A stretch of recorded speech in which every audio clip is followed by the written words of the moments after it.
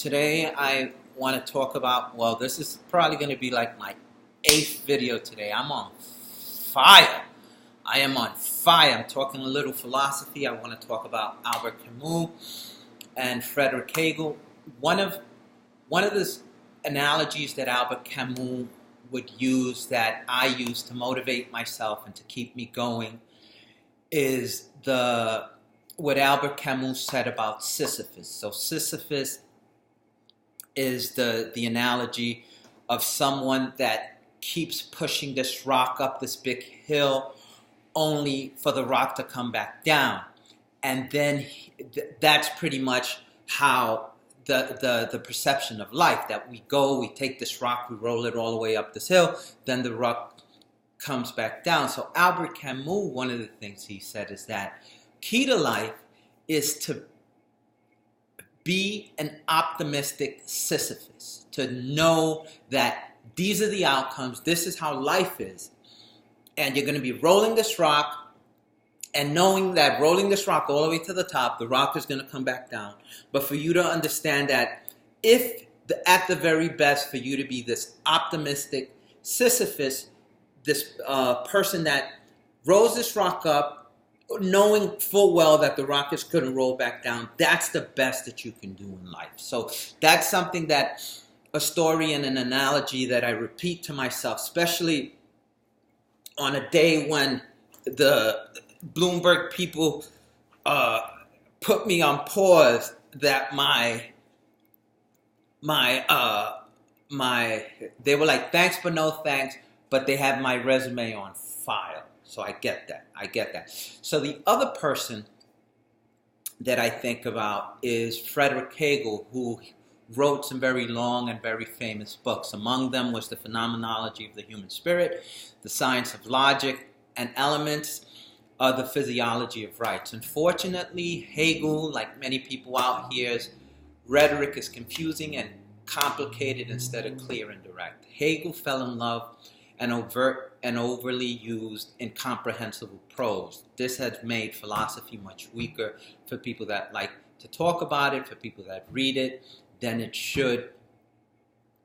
And so there's, if you take the time and have the patience to dissect through Hegel's readings, there's 3 lessons, 3 big takeaways from Fredrick Hegel. Firstly, important parts of ourselves come from our history.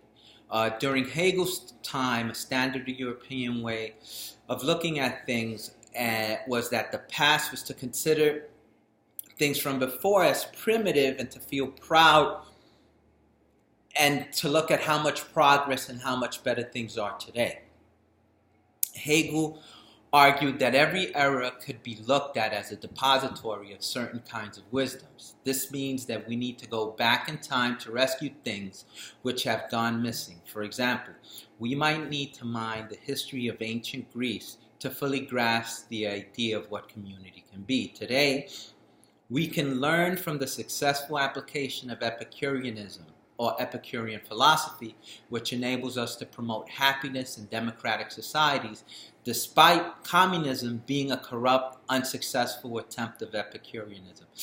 As a matter of fact, if you didn't know this, Karl Marx did his paper on Epicurus, on his dissertation on Epicurus. And here we are today. In business, it could be argued that the shared economy is a capitalist iteration of Epicureanism. Also, we could look at the Middle Ages that teaches us about the role of honor, despite that period having an appalling attitude towards kids and the rights of women. Hegel wanted us to rescue from the past the ideas that compensate for our blind spots of the present, since progress is never linear. The second thing is to learn from ideas we dislike. So it's actually to listen. Believe that? Someone that's saying we should listen to what other people have to say, especially to people we dislike. We should listen carefully to our intellectual enemies, since bits of the truths are always getting scattered to unappealing and peculiar places, and we must put in the work to make sense of them. For example, nationalism has many terrible manifestations. You have the Nazis, you have the Ku Klux Klan, you have white nationalists, you have this is what we have in written history. How about all the iterations that weren't written or were destroyed through genocides or atrocities that there's no records for? Ask yourself, why do you think this is? And I'm of the belief it could be the need for people to feel proud from where they're from and to anchor their identity beyond the ego. Lastly, Hegel wanted people to know that progress is messy. We make progress by going from one extreme to another as we compensate for previous mistakes. So Hegel believed it takes 3 moves before the right balance of the issue could be found, a process Hegel named the dialectic. So to end in an up note is, this is true today, the opportunities will abound. I'm just going to keep spitting things out as they keep coming to my mind. Just keep posted. Thank you for watching.